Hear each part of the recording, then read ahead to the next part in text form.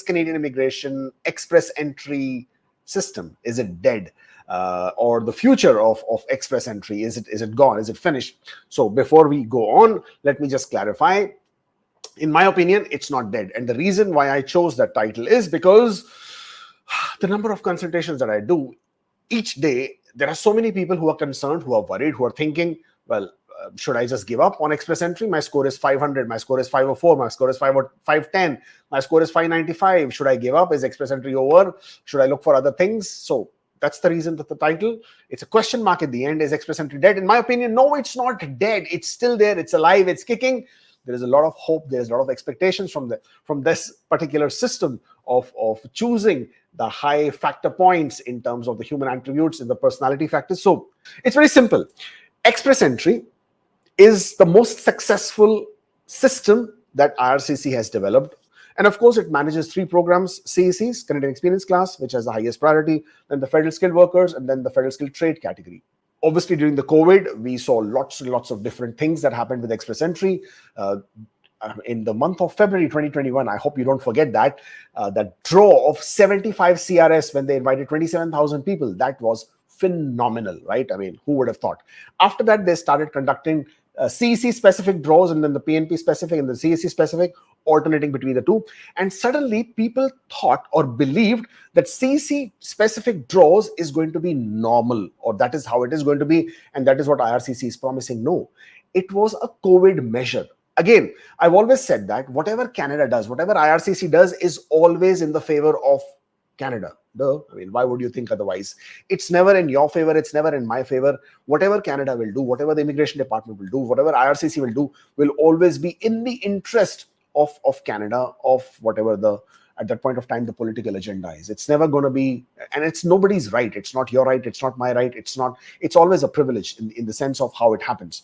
Just for a minute, give up that sense of entitlement and saying that this should happen. Why are CEC draws not happening? Why is this not happening? As a CEC candidate, already you get additional points for work experience. You get additional points for the language. Yes, I absolutely agree that if housing crisis was the biggest issue, and that is the reason why they're doing all these things, international students and making, everything that is happening, well, the best thing that they could do was to make some programs or do CEC specific draws, because CECs, by and large, majority of them are already inside Canada, and all they have to do is conduct the draws. There is going to be no housing crisis, pressure on the housing, because nobody's coming from outside. They're already inside Canada. They already have houses. But obviously, IRCC doesn't get that, right? So the point is that if IRCC could do it during COVID, CEC specific draws, and because it was a COVID measure, why wouldn't they do it now? That was one thing that I don't understand why they wouldn't do it. But to expect that CEC draws should happen, will happen, is something which we need to get more realistic about. Logic says, and if housing was the issue, if housing crisis was the issue, then CEC draws definitely make logical sense. Is express entry dead or not? This is, I think, one of the biggest issues, or rather the biggest questions for a lot of people who are in the 500 score range, right? 505, 510, 515. The fact is that you have gotten to the 500 range itself. You've done a great job, because getting to 500 CRS by itself is not an easy task. It's no mean task, right? I mean, it's quite difficult to get to 500 and cross 500. So you've already gotten there. If you just look at the pool breakdown, 601 to 1200. This was as of 30th of January when the last draw happened. I mean, I'm calling it the PNP draw because that's what it seems like. So 601 to 1200, those should have been played out. 534 people were there at that point in time. But this number has gone up a lot. 501 to 600. 7,926 candidates there. That's not a small number. And that number has been growing. Why? Because December, we didn't see much happening. January, we didn't see anything happening. The number of people that they've invited was ridiculously small. So they invited 730 in the last draw. Then they invited 1,040, 1510. These were the last January draws, right? Total of about 3,000 invitations were issued in the whole month in terms of the regular or the general express entry draws. Of course, they also issued 7,000 for the French, bringing the total invitations for the month of January to a very, very generous 10,000. So the 10,000 number total invitations is not less or not small. But by and large, will they continue like this? No. Why not? Because the total number of invitations that were issued in the year 2023, it's roughly 110,000 ITAs were issued to achieve a total target of about 472,000 people who migrated to Canada.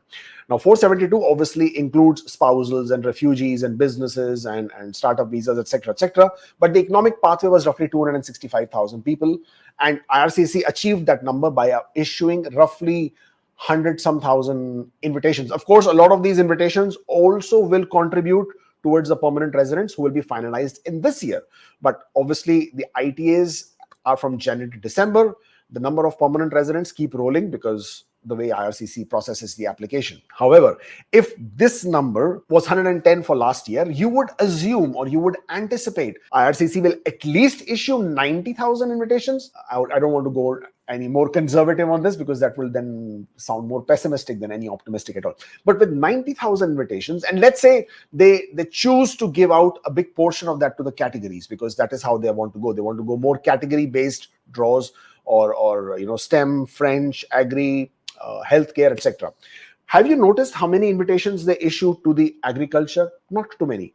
In the whole year, roughly about 2,000 invitations. I don't remember the exact number, but roughly 2,000. Transport categories, roughly again 2,000. STEM categories, they issued 5,900 in December, 500 in July, so roughly 6,400 there. French, of course, got a huge portion or huge chunk of the draws. But again, I don't remember the exact number, but about 13 to 15,000 approximately, give or take, that many invitations issued to the French. And then the healthcare. Healthcare also received roughly about 6,000 or 7,000 invitations in the total year. If I add all of this still doesn't add up to a very big number that would say, okay, I've got 95,000 invitations to issue, so all of these are for the category. No, which even if I say half and half, which again is not in the favor of the general draws, but let's say half and half, you will still have 45 to 50,000 invitations that will be issued for the general draw. For 50,000 invitations to be issued for the general draw, if I take over a span of 10 months, that means about 5,000 invitations each month. At least. Again, these are all approximate numbers. These are not fine. These are not absolute numbers. So roughly, even if I go with the general draw of 5,000 invitations each month, this numbers should start coming down. Wouldn't you agree with that, right? This number of 501 to 600 at 7,926, this should start coming down. Let's say IRCC next week wakes up, finally smells the coffee and comes out with a general draw. Hopefully, I'm hoping that it's a bigger draw than just a 3,500 or 4,000 draw. Hopefully 5,000 kind of a draw. Once we start seeing those draws, once we start seeing the regular express entry draw, not the PNP kind of a draw, which they are somehow naming it as regular, but a proper regular express entry draw, you would start seeing these numbers, creeping down. 7,926 is as of January 30th. We are on the 11th of February. Probably this number would have gone up to 8,500-ish by the time the next draw happens, or probably even closer to 9,000. I do not know how many people are there at this point of time. But will 2 or 3 draws not clear out all 500s? Wouldn't that happen? Wouldn't that be common, logical to sort of assume? And if that is the case, why wouldn't 500s be cleared out? Because I've seen so many comments on Twitter which said that in this year, 2024, the scores will not drop below 500. Where are you getting that information from? It is not logical. It doesn't make sense. I mean, at least the numbers are not suggesting that. And therefore, before we jump the gun, I know we are only in the month of February right now. And so far, only 3 or 4 draws have happened so far. All of the general draws, the 3 draws that they happened in January, were ridiculous to say the least, and they were all basically a PNP draw. They were only covering out the PNP nominations. Now, one of the reasons we have identified earlier was in December, there was a glitch in express entry whereby people who were upgrading or updating their French scores with the TEF language exam, they were not able to get the correct amount of points because TEF had changed their scoring factor effective 11th of December, which IRCC failed to update. But then last week, there was a draw in the French category. If the French scores have been updated, only then they would have conducted a French category draw.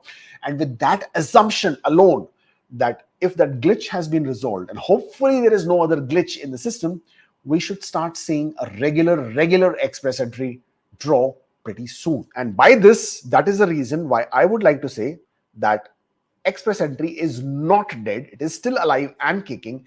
And by that, within the next few draws, I expect all 500s to be cleared out. Once the 500s have been cleared out, and hoping and praying that somewhere out there, IRCC chooses to conduct some back-to-back draws or some large draws that they did conduct last year as well in March 2023, where they did a back-to-back draw of 7,000 each, 3 draws in a row in 14 days. They invited 21,000 people.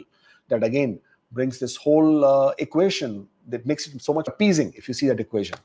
So again, all speculation, of course, but that's my personal opinion based on all these numbers that I've been reading, obviously, on all these data that everything that it is suggested, that express entry draws will continue. The general draws should continue. The scores should creep down. They will continue to have the category-based draws. So everybody who is within the categories will always have that opportunity.